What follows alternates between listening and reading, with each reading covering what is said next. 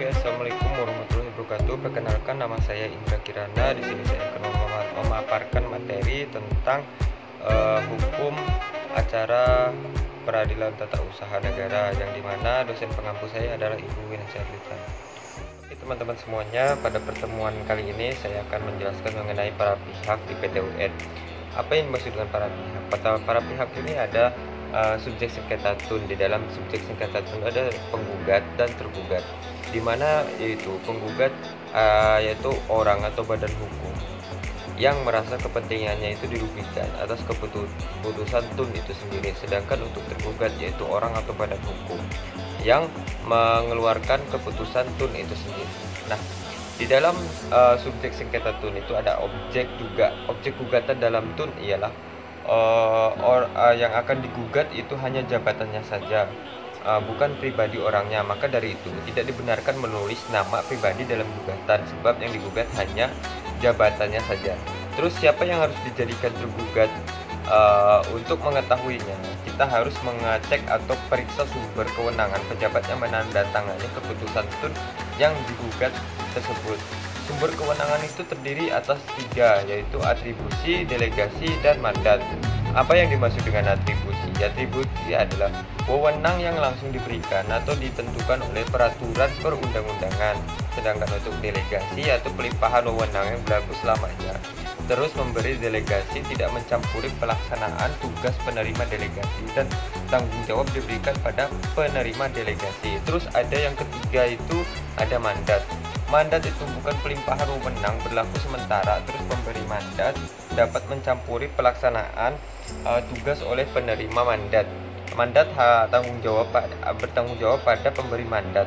Terus ada pihak ketiga atau intervensi. Selama pemeriksaan berlangsung, setiap orang yang berkepentingan dalam sengketa pihak lain yang diperiksa pengadilan, baik atas prakarsa sendiri maupun prakarsa hakim, dapat masuk dalam sengketa tun yang bertindak sebagai pihak yang membela haknya atau peserta yang bergabung dengan salah satu pihak. Gugatan intervensi dapat diajukan paling lambat sebelum pemeriksaan para saksi. Terus yang pertemuan ke-6 ini ada penyelesaian sengketa tun. Alur penyelesaian sengketa tun ada upaya administrasi, ada upaya peradilan. Upaya administrasi yaitu keberatan kepada badan atau pejabat tun yang menerbitkan katun digugat ke PT TUN.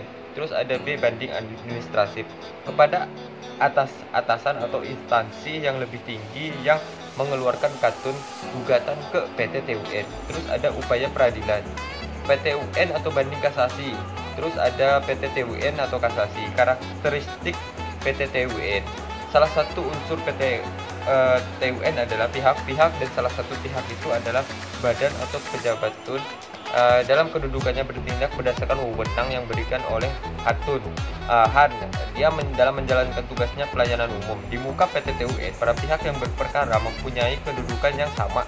Jadi hakim harus memperlakukan kedua belah pihak dengan adil. Badan atau pejabat TUN dalam menjalankan fungsinya mempunyai kewenangan berdasarkan ketentuan perorangan, baik secara pribadi, atrilansi atau maupun delegasi. Terus serta mandat dan kebebasan bertindak. Terus di dalam menjalankan tugasnya, tidak jarang terjadi bahwa tindakan badan atau pejabat tun melanggar batas sehingga menimbulkan kerugian bagi yang terkena. Hal demikian dapat disebut dengan perbuatan melanggar hak hukum oleh penguasa. Hak hukum penguasa ya. Terus ada pertemuan ke-7 itu mengenai dengan gugatan. Pengajuan gugatan.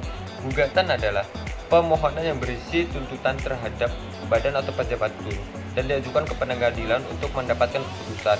Gugatan harus tertulis. Jika tidak pandai baca tulis, dapat meminta bantuan panitera untuk menuliskannya. Terus ada pengajuan gugatan dapat menggunakan atau tanpa kuasa hukum. Terus kapan bisa menggugat? Itu boleh menggugat. Gugatan tidak boleh prematur dan daluarsa selama 90 hari. Terus sejak kapan terhitung 90 hari? Sejak diterimanya katun. Terus sejak putusan upaya administratif diterima atau dibacakan. Terus ada perhitungan berhenti sejak didaftarkan di panitera. Terus syarat-syarat gugatan. Apa aja yang menjadi syarat gugatan? Yaitu ada 2 syarat. formil dan syarat materi. Apa yang dimaksud dengan syarat formil? Syarat formil adalah gugatan harus memuat nama, keluarga negaraan, tempat tinggal, pekerjaan penggugat maupun kuasanya, termasuk melampirkan surat kuasa jika memakai kuasa, dan nama jabatan dan tempat kedudukan tergugat. Terus ada lagi yang kedua, itu syarat material. Apa yang dimaksud dengan syarat material? Yaitu gugatan harus memuat posita, dasar atau alasan-alasan gugatan, mengapa gugatan itu diajukan. Terus ada petitum atau tuntutannya gitu. Selain dengan adanya posita, kita juga harus membuat petitum, itu harus ada tuntutannya. Kenapa kita mengajukan gugatan kepada tentang tun ini sendiri gitu. Terus ada kerangka surat gugatan. Di dalam kerangka surat gugatan itu ada identitas para pihak. Syarat formil ya, masuk ke syarat formil. Yang pertama, atau penggugat atau kuasanya, orang atau badan hukum perdata.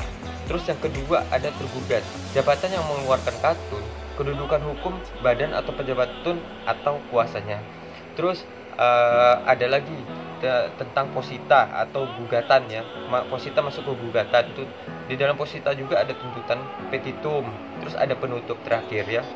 Terus posita, apa yang dimaksud dengan posita? Posita atau dasar hukum gugatan berisi kejadian mengenai duduk perkara dan bagian yang mengutarakan atau menguraikan tentang hukumnya. Terus ada uraian ya. Di dalam uraian itu ada objek gugatan, menggugat tergugatnya tepat. Terus ada kronologis lahirnya katun, terus alasan gugatan, itu yang penting. Terus ada juga petitum. Petitum adalah tuntutan pokok dalam gugatan agar keputusan tun itu yang digugat dinyatakan batal atau tidak sah. Tuntutan tambahan berupa ganti rugi dan atau rehabilitasi kepegawaian, serta kewajiban penggugat yang tidak bersedia melaksanakan putusan pengadilan yang telah memperoleh kekuatan hukum tetap untuk dikenakan upaya paksa tanpa berupa pembayaran sejumlah uang paksa. Terus sanksi administrasi dan diumumkan pada media massa cetak setempat. Terus alasan gugatan. Di dalam alasan-alasan yang dapat digunakan dalam gugatan yaitu yang pertama itu keputusan tata usaha negara yang digugat itu bertentangan dengan peraturan perundang-undangan yang berlaku. Terus ada juga keputusan tata usaha negara yang digugat itu bertentangan dengan asas-asas umum pemerintahan yang baik. Dikatakan dengan peraturan perundang-undangan jika bertentangan dengan ketentuan perundang-undangan yang bersifat prosedural atau formal. Terus bertentangan dengan ketentuan perundang-undangan yang bersifat material. Terus ada juga dikeluarkan oleh pejabat tun yang berwenang baik karena di luar kewenangan materialnya, di luar wilayah kewenangannya, terus kemampuannya sudah lampau waktu atau kewenangannya itu belum mulai berlaku. Ada juga meliputi asas kepentingan hukum tertib penyelenggaraan negara, keterbukaan, proporsionalitas, terus ada akuntabilitas. Bagaimana dimaksud dalam Undang-Undang Nomor 28 tahun 1999 tentang penyelenggaraan negara yang bersih dan bebas dari korupsi, kolusi, dan nepotisme. Terus ada lagi pertemuan ke-8. Pertemuan ke-8 itu membahas tentang materi pemeriksaan perkara di petun ya. Penetapan penundaan. Di sini ada penetapan penundaan. Jadi alasan penetapan penundaan ini bisa dikabulkan dan bisa juga ditolak. Apabila dikabulkan, hanya terdapat keadaan yang sangat mendesak yang mengakibatkan kepentingan penggugat sangat dirugikan. Jika keputusan tun yang digugat tetap dilaksanakan, penetapan dikabulkan oleh ketua petun dan oleh majelis hakim saat proses pemeriksaan berlangsung. Apabila ditolak, ada kepentingan umum dalam rangka pembangunan yang mengharuskan pelaksanaan keputusan tun tersebut, penetapan akan diberitahukan ketika pada putusan akhir. Terus ada lagi cara penyampaian penetapan penundaan. Penetapan yang diberikan oleh majelis hukum hakim dapat disampaikan via kurir kepada tergugat atau via PEX ya. Terus pemeriksaan terdiri dari pemeriksaan pendahuluan, terus ada pemeriksaan persidangan. Acara yang digunakan itu ada acara singkat, acara cepat, dan acara biasa. Acara singkat tidak memeriksa pokok sengketa ya, jadi acara cepat itu ya langsung aja gitu, jadi nggak ada pokok sengketa. Pemeriksaan pendahuluan, pendirian segi administratif dilakukan oleh panitera, hanya syarat-syarat formal saja yang diperiksa. Terus ada rapat permusyawaratan pasal 62 ya, terus ada pemeriksaan persiapan di pasal 63. Apa yang dimaksud dengan acara singkat gitu? Ada acara singkat itu prosedur yang digunakan untuk memeriksa perlawanan dari pengguna terhadap penetapan ketua petun dalam tahap rapat bermusyawarah. Acara singkat ini digunakan untuk memeriksa pemeriksaan perlawanan dan pemutusan terhadap upaya perlawanan. Selanjutnya pokok gugatan akan diperiksa dan menggunakan acara biasa. Acara biasa itu jangka waktu pemeriksaan tidak boleh melebihi waktu 6 bulan sejak registrasi perkara. Terus pemeriksaan dilakukan oleh majelis hakim. Pemeriksaan diawali dengan adanya pemeriksaan persiapan. Terus jangka waktunya pemanggilan dengan pemeriksaan tidak boleh dari kurang 6 hari. Terus acara cepat. Acara cepat itu pemeriksaan. Dengan acara ini didahului oleh adanya pemohonan oleh kepada ketua pengadilan dengan alasan kepentingan dari penggugat yang cukup mendesak. Jadi langsung aja gitu lah ke pengadilan. Ketua pengadilan akan mengeluarkan penetapan yang dikabulkan atau tidaknya permohonan. Terus jika dikabulkan 7 hari setelah penetapan oleh ketua pengadilan, harus setelah ditentukan waktu dan tempat sidang. Pemeriksaan persiapannya tenggang waktu jawab menjawab boleh melebihi waktu dalam 14 hari. Pemeriksaan dilakukan oleh hakim tunggal. Terus ada proses beracara di PTT UN. Proses berawal dari keputusan final, kemudian dilanjutkan oleh gugatan. Setelah memasuki gugatan akan memasuki proses dismisal atau ketua PT UN dan diiringi oleh proses pemanggilan pihak para penggugat. Apabila tergugat tidak datang akan ditetapkan putusan PRZ ya. Apabila pengguna yang tidak hadir maka gugatan akan gugur. Terus pada proses dismisal juga dilakukan proses penyeleksian perkara. Dinyatakan apabila gugatan yang diajukan menggunakan gugatan petun atau tidak, apabila maka dinyatakan gugur oleh ketua PTTUN. Apabila lolos maka dilanjutkan oleh pemeriksaan penetapan acaranya dan dilanjutkan oleh proses pemeriksaan dari hasil putusan. Terus ada juga proses pemeriksaan perkara dengan acara cepat. Gugatan harus disertai pemohonan acara cepat, kemudian akan dipertimbangkan oleh hakim petun dan mengeluarkan penetapannya. Penetapan bisa ditolak tergantung kepentingan dari si pemberi gugatan. Terus di sini juga ada tahap pemeriksaan perkara dengan acara biasa. Tahap pertama dilakukan proses pemeriksaan persiapan oleh majelis hakim. Setelah itu dilakukan proses pembacaan oleh penggugat, kemudian diajukan oleh jawaban tergugat. Dilanjutkan lagi dengan jawaban replik dan duplik dalam penggugat dan tergugat. Pada proses ini dimaksudkan dalam proses jawab menjawab dari pihak. Setelah selesai melewati proses jawab menjawab tersebut, kemudian dilanjutkan oleh pembuktian. Setelah pembuktian baru dilanjutkan dengan putusan yang diumumkan atau diberikan oleh majelis hakim itu sendiri. Terus ada lagi hasil pemohonan atas acara cepat. Hasil permohonan, jika pemohonan dalam gugatan untuk beracara cepat dikabulkan, maka pengadilan akan mengeluarkan penetapan bahwa permohonan dari penggugat diterima atau dikabulkan. Pembuktian dalam PT UN. Hukum pembuktian, hukum yang mengatur dan tata cara untuk menetapkan terbuktinya fakta yang menjadi dasar pertimbangan dalam menjatuhkan putusan. Terus di sini juga ada penundaan, ada fakta biasa, kejadian atau keadaan yang juga ikut menentukan adanya fakta hukum tertentu, fakta yang perlu dibuktikan gitu. Terus ada pertemuan 10 tentang putusan. Putusan adalah suatu penyataan yang oleh hakim sebagai penegara yang diberi wewenang untuk itu. Jenis putusan PTTUN ada putusan yang bukan putusan akhir, ada putusan akhir. Putusan yang bukan putusan akhir itu putusan yang bukan putusan yang dijatuhkan oleh hakim sebelum pemeriksaan sengketa tun yang dinyatakan selesai.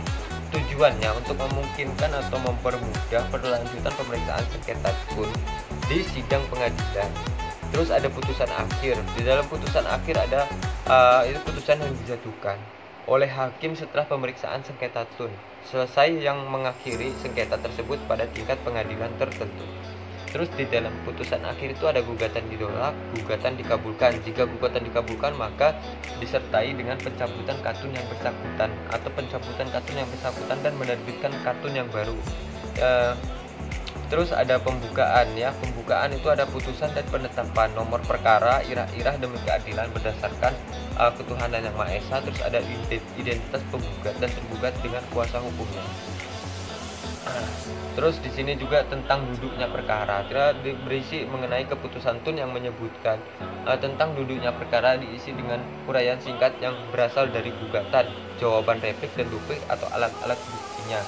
Tentang pertimbangan hukumnya, bagian ini berisi mengenai pertimbangan hukum, diisi dengan urai pertimbangan hukum serta duduk perkara gitu. Di dalam bagian ini diadakan penilaian mengenai alat-alat bukti terhadap fakta-fakta yang diajukan oleh dibantah oleh penggugat dan atau tergugat gitu. Pertimbangan hukum merupakan hal yang penting juga gitu dalam putusan tun dalam menentukan, karena pertimbangan hukumnya tidak cukup akan menjadi alasan gitu untuk membatalkan putusan tersebut dalam pemeriksaan tingkat kasasi gitu. Terus yang terakhir ada kesimpulan. Kesimpulan merupakan penilaian akhir gitu, dan tetapi merupakan penutupan dari pertimbangan hukum yang disebutkan dalam suatu putusan. Terus di sini juga ada kekuatan pembuktian, merupakan kekuatan hukum yang diberikan kepada suatu putusan hakim bahwa dengan putusan tersebut setelah diperoleh bukti tentang kepastian sesuatu. Terus kekuatan mengikat, kekuatan merupakan hukum yang diberikan kepada suatu putusan hakim bahwa putusan tersebut mengikat yang berkepentingan untuk mentaati atau melaksanakannya. Terus kekuatan eksekutorial merupakan kekuatan hukum yang diberikan kepada suatu putusan hakim bahwa putusan hakim dapat dilaksanakan. Terus ada pertemuan 11 yaitu upaya hukum. Upaya hukum adalah alat atau sarana untuk memperbaiki adanya kekeliruan pada putusan pengadilan, atau upaya hukum terdiri dari upaya hukum biasa, terus ada upaya hukum luar biasa. Upaya hukum biasa itu perlawanan terhadap penetapan dimisal. Terus ada banding juga, ada kasasi. Sedangkan untuk luar biasanya itu peninjauan kembali kasasi demi kepentingan hukum. Terus ada banding yang menjadi pemohon dalam banding adalah penggugat dan atau tergugat gitu kan. Tata cara pengajuan banding. Pengajuan banding itu diajukan secara tertulis petun yang menjatuhkan putusan yang dimohonkan banding. Terus ada juga membayar uang muka biaya perkara selambat-lambatnya 30 hari sesudah pemohonan pemeriksaan di tingkat banding. Terus ada juga kasasi. Yang dapat mengajukan kasasi adalah penggugat dan waktunya secara khusus dikuasakan untuk itu. Tergugat atau wakilnya juga bisa mengajukan kasasi gitu kan. Terus ada juga peninjauan kembali. Yang dapat mengajukan PK adalah penggugat dan ahli warisnya atau seorang yang wakilnya secara khusus dikuasakan untuk itu gitu. Tergugat atau ahli warisnya sama kayak penggugat gitu. Tata cara pemohonan PK, tenggang waktunya pengajuannya ada 180 hari sejak diketahuinya adanya kebohongan atau tipu muslihat atau sejak putusan hakim pidana memperoleh kekuatan hukum tetap. Terus pertemuan terakhir tentang eksekusi. Eksekusi putusan pengadilan itu prinsip yang dapat dieksekusi yaitu sesuai pasal 115, yaitu hanya putusan pengadilan yang telah memperoleh kekuatan hukum yang tetap yang dapat dilaksanakan. Hal itu berarti penggugat dan tergugat telah menyatakan menerima terhadap putusan pengadilan, padahal penggugat dan tergugat mempunyai hak untuk mengajukan permohonan pemeriksaan di tingkat banding. Pertanyaannya, untuk yang terakhir, apa yang terjadi jika sampai dengan jangka waktu tersebut katun yang dimaksud masih belum dicabut? Sekarang kita jawab. Tergugat mempunyai kekuatan hukum lagi setelah jangka waktu dimaksud gitu. Tergugat menerima salinan putusan pengadilan, terus tergugat tidak melaksanakan kewajiban untuk menertibkan katun, maka penggugat mengajukan permohonan kepada ketua pengadilan yang mengadilinya dengan tingkat pertama agar memerintahkan kepada tergugat melaksanakan kewajiban untuk menertibkan katun. Jika setelah perintah ketua pengadilan itu tidak dilaksanakan terhadap pejabat yang bersangkutan, dikenakan upaya paksa berupa pembayaran sejumlah uang paksa dan atau sanksi administratif gitu. Di sini juga ada ganti rugi gitu, pembedanan ganti rugi. Kesimpulannya, setiap putusan pengadilan termasuk putusan yang menyangkut kepegawaian yang berisi kewajiban melaksanakan rehabilitasi dibebankan dengan ganti rugi. Demikian pemaparan materi dari pertemuan 5 sampai pertemuan 12 ini. Kurang lebihnya mohon maaf. Wabillahi taufiq wal hidayah. Wassalamualaikum warahmatullahi wabarakatuh.